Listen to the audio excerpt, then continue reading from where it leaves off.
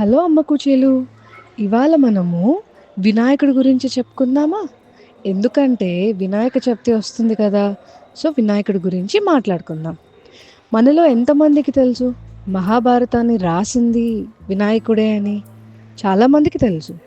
కానీ అది ఎలా జరిగింది అన్నది నేను ఇప్పుడు మీకు చెప్తాను. ఒకసారి వేదవ్యాస మహర్షి మెడిటేషన్‌లో ఉన్నప్పుడు తనకి ఫ్యూచర్‌లో ఏదో పెద్ద యుద్ధం జరగబోతోంది అన్నట్లుగా కనిపిస్తూ ఉందన్నమాట. ఇటుపక్క కొంతమంది బాణాలేసుకుంటున్నట్టు తెలుస్తోంది. వాళ్ళ ఫ్యామిలీ మెంబర్సే ఆ యుద్ధంలో ఉన్నారని గూడా తెలుస్తుంది. అదేంటి ఫ్యూచర్‌లో పెద్ద యుద్ధం జరుగుతుందని చెప్పి ఇవాళ కళ్ళు మూసుకొని మెడిటేషన్‌లో ఎలా తెలిసింది? అది ఎలా ప్రెడిక్ట్ చేశారు అనే డౌట్ ఉందా? అయితే ఫస్ట్ మనం మన క్యాలెండర్ చూద్దాం మన ఇంట్లో. ఎప్పుడు జాన్యువరిలోనే ఏ మంత్‌లో ఏ రోజు ఏ ఫెస్టివల్ వస్తుంది అని చెప్పి మనకి ప్రింట్ చేసి ఇచ్చేశారు. అంటే ఫ్యూచర్‌ని మనం ప్రెడిక్ట్ చేయొచ్చు. కానీ అంత పవర్ మనకుండాలి. ఆ పవర్ ఉన్న రోజు మనం ఖచ్చితంగా ప్రెడిక్ట్ చేయొచ్చు. సో, వ్యాస మహర్షి చాలా పవర్‌ఫుల్ కాబట్టి ఆయనకి ఫ్యూచర్ ప్రెడిక్ట్ చేయడం ఈజీ అయింది. కానీ ఆయన డైలమాలో పడ్డారు. ఎలా రాయాలి? నాకు ఇమాజినేషన్‌లో చాలా కనిపిస్తుంది. అది నేను రాస్తూ ఉంటే మేబీ కీ పాయింట్స్ మిస్ అవుతానేమో అని ఒక చిన్న డౌట్ ఉంది. ఎలా అని ఆలోచిస్తున్నప్పుడు అదే టైంకి మన బ్రహ్మదేవుడు కూడా వచ్చాడు. వచ్చి, "ఏమైంది వ్యాస? ఎందుకని ఇంత ఆలోచిస్తున్నావు? నువ్వే రాయొచ్చు కదా" అని అడుగుతాడు.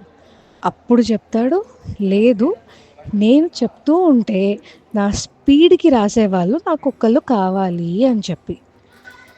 ఇంకా బ్రహ్మదేవుడు, "ఇంకెందుకు, మన వినాయకుడు ఉన్నాడు కదా, నువ్వు వెళ్ళి వినాయకుడిని అడుగు, నేను వెయిట్ చేస్తున్నాను ఎప్పుడెప్పుడు ఈ పెద్ద బుక్ రెడీ అవుతుంది అని చెప్పి" అని చెప్తాడు. బ్రహ్మదేవుడు చెప్పినట్టుగానే వ్యాసుడు ఇప్పుడు శివుడు పార్వతి దగ్గరికి వెళ్ళి జరిగిందంతా చెప్పి, ఇలాగ వినాయకుడు హెల్ప్ కావాలి నాకు, నేను ఒక బుక్ రాద్దాం అనుకుంటున్నాను అని. ఇప్పుడు శివుడు పార్వతి వినాయకుడిని పంపిస్తారు. ఇప్పుడు వినాయకుడు వ్యాసుడికి నమస్కరించి, "మహర్షి, అమ్మ నాన్న చెప్పినట్టుగానే నేను మీకు హెల్ప్ చేస్తాను. కానీ ఒక చిన్న కండిషన్" అని చెప్పి నవ్వుతూ ఏం చెప్తాడు? "మీరు కంటిన్యూస్గా చెప్తూనే ఉండాలి. మీరు చెప్పడం ఆగిపోతే నేను కూడా రాయడం ఆపేస్తాను" అని.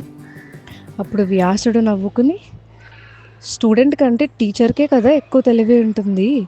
సో మహర్షి ఏం చెప్తారు? నేను కూడా ఒక కండిషన్. నేను చెప్పింది ప్రతిదీ నువ్వు అర్థం చేసుకునే రాయాలి. నీకు అర్థం కాకుండా రాయకూడదు" అని. సరే, డీల్ అంటే డీల్ అని అనుకుంటారు. ఇప్పుడు వ్యాసుడు మెడిటేషన్ స్టార్ట్ చేసి తనకి కనిపిస్తున్న దృశ్యాలన్నీ పోయమ్స్ రూపంలో చెప్పడం స్టార్ట్ చేశాడు. కంటిన్యూస్గా చెప్తూ ఉన్నాడు, కంటిన్యూస్గా వినాయకుడు రాస్తూనే ఉన్నాడు. మధ్యలో వ్యాసుడికి ఇది ఎలా కన్వే చేయాలి అని డౌట్ వచ్చినప్పుడు ఒక చిన్న పజిల్ లాగా ఇచ్చి వదిలేస్తాడు. మరి వినాయకుడు అర్థం చేసుకుంటేనే కదా రాయాలి. సో ఆ చిన్న పజిల్ని సాల్వ్ చేసుకుని ఆలోచించుకొని రాస్తూ ఉంటాడు. వినాయకుడు ఇలా ఆలోచిస్తున్నప్పుడు వ్యాసుడు నెక్స్ట్ ఏం చెప్పాలి అన్నది ప్రిపేర్ చేసుకుంటాడు. సో అక్కడ ఎవరు నెగ్గలేదు, ఓడలేదు. It's a win win situation అన్నమాట. వినాయకుడు ఎంత సిన్సియర్ స్టూడెంట్ అంటే తన రాస్తున్న పెన్నులో ఇంక్ అయిపోయిందని చెప్పి తన దంతాన్నే విరిచి దాన్నే పెన్నుగా చేసుకుని మొత్తం మహాభారతం బుక్ని రాశాడు. అసలు మనం ఎలా ఉంటాం? "అమ్మ, కడుపు నొప్పిగా ఉంది, వాళ్ళ హోంవర్క్ చెయ్యనమ్మా. అమ్మ, పెన్సిల్ విరిగిపోయింది, ఎరేజర్ కనిపించట్లేదు, నేను చెయ్యనమ్మా" అని సాకులు చెప్తూనే ఉంటాం. ఒక స్టూడెంట్కి ఉండాల్సింది సిన్సియారిటీ. మీరు సిన్సియర్గా మీ వర్క్ చేసిన రోజు మీ మార్క్స్ కూడా అలానే వస్తాయి. మీకు తెలుసుకోవాల్సింది మీ రెస్పాన్సిబిలిటీ, అంతేగాని బైహార్ట్ చేయడం కాదు. వినాయకుడు చూడండి, తనకిచ్చిన డ్యూటీని చాలా అంటే చాలా సిన్సియర్గా వాళ్ళ టీచర్ చెప్పినట్టు అర్థం చేసుకొని కదలకుండా రాశాడు. అలాగే టీచర్ రెస్పాన్సిబిలిటీ కూడా తన స్టూడెంట్స్కి ఎంత ఇంట్రెస్టింగ్గా లెసన్ చెప్పాలి అన్నది మనం వ్యాసుడి దగ్గర నుంచి నేర్చుకోవాలి. వినాయక చవితికి మన బుజ్జి వినాయకుడు ముందర మీరు గుంజీలు తీయండి. మనం ఆల్రెడీ చెప్పుకున్నాం కదా ముందర స్టోరీలో, అసలు గుంజీలు ఎందుకు తీయాలి, వినాయకుడికి ఎందుకు ఇష్టము అని.